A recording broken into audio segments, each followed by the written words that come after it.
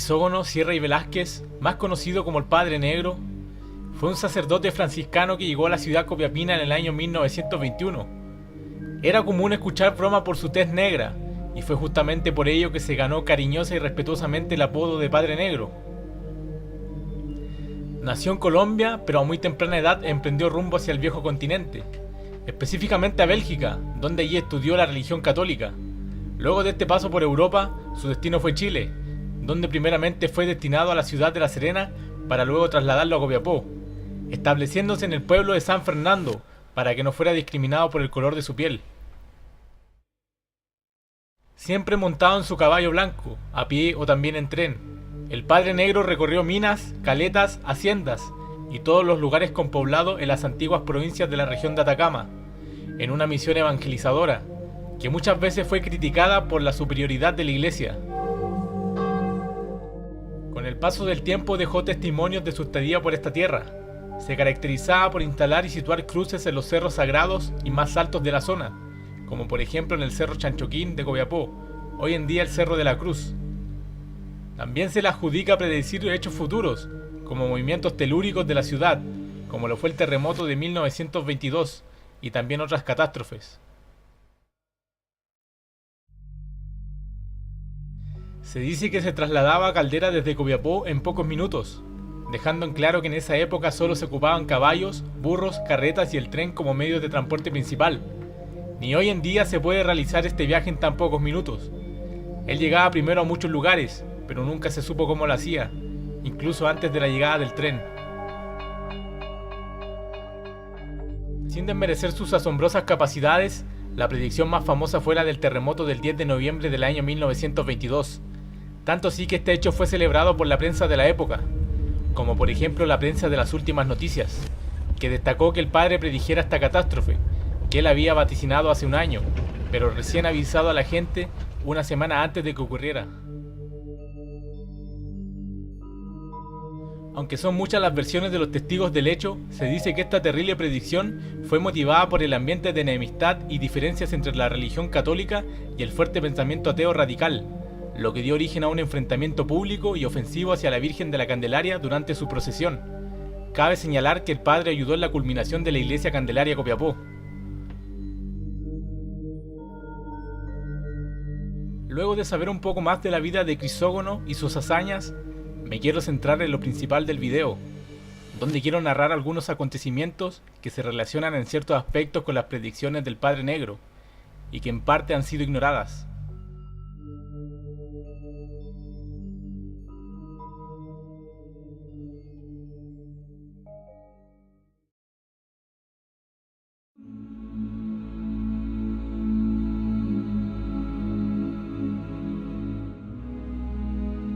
Las precipitaciones más altas de los últimos tiempos afectan a Copiapó y a la región de Atacama,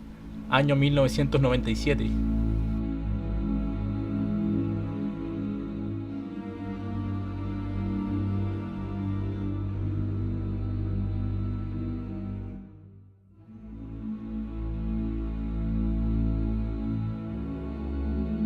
Un aluvión produce fuertes daños en Copiapó,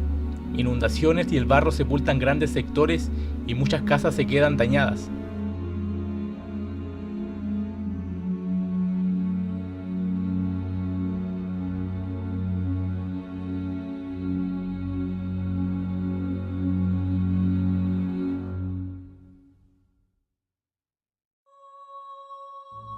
Un viernes a las 23:45 fuerte terremoto en Copiapó, Vallenar, Caldera y Huasco, en la región de Atacama y Coquimbo. La cifra de fallecidos llega a 3.000. Solo en Vallenar se cuentan 409 muertos y 300 heridos.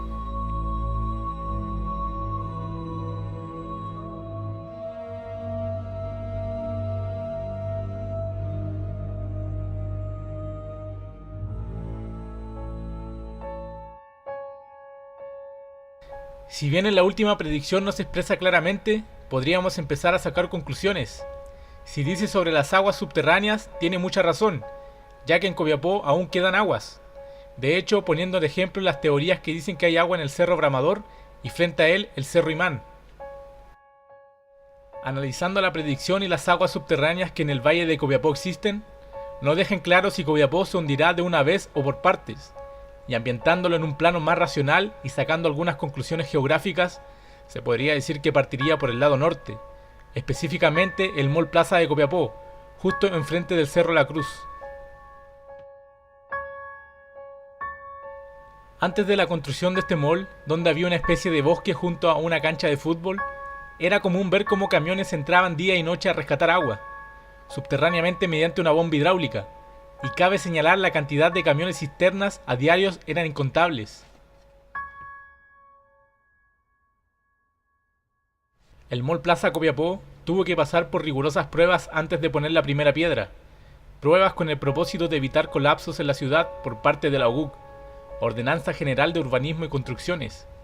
donde se dice que las construcciones de equipamientos comerciales se clasifican en 4 grupos: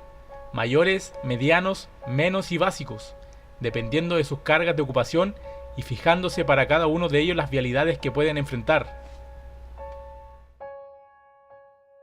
En el transcurso del año 2011, el arquitecto que tiene a su cargo las edificaciones del Mall de Falabella, a través de todo el país, solicitó un anteproyecto para emplazar un mall,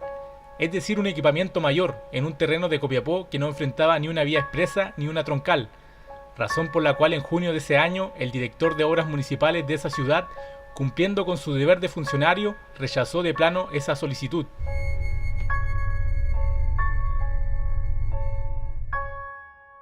Sin dejar de lado la denuncia de Patricio Herman, de la Fundación Defendamos la Ciudad.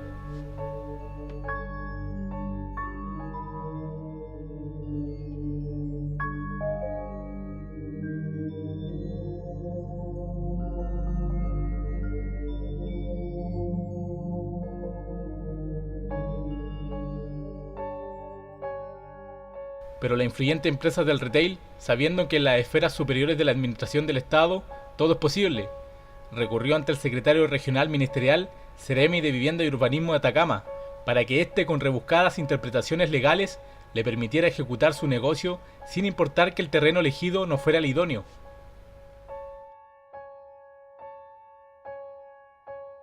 Así fue como el 30 de agosto de 2011, ese funcionario público dependiente directo de Rodrigo Pérez Maquena,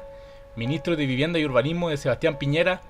sin ningún pudor, posiblemente asesorado por los ingeniosos profesionales que se desempeñan en la División de Desarrollo Urbano del MIMBU,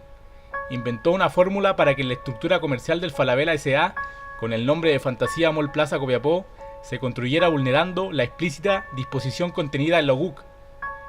El astuto hombre utilizó la burda receta de la conexión, en términos de que bastaba que el predio conectara a la avenida Copayapu, vía expresa, a través de acceso que atraviesan el río Copiapó, argumentando para fundar su decisión que la caja del río era un bien público similar a las vialidades.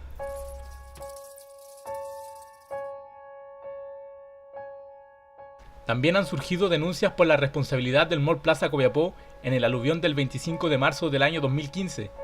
ya que uno de los cauces del río para la circulación del agua fue reemplazada por una calle de servicio para la entrada al centro comercial.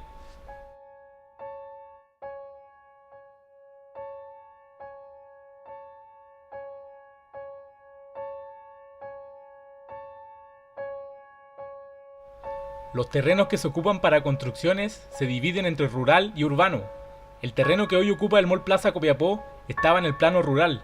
por ende el interés de comprarlo a toda costa, ya que un terreno rural es mucho más barato que un urbano.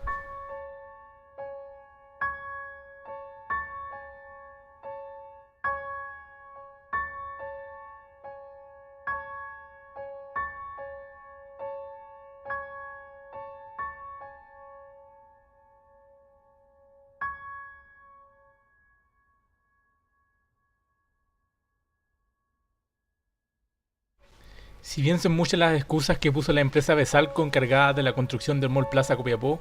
y que son realmente válidas, hay una que no fue mencionada y que fue la culpable del retraso y el paro de los trabajadores.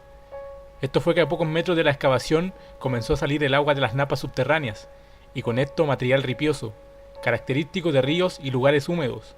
causando así la paralización de las faenas.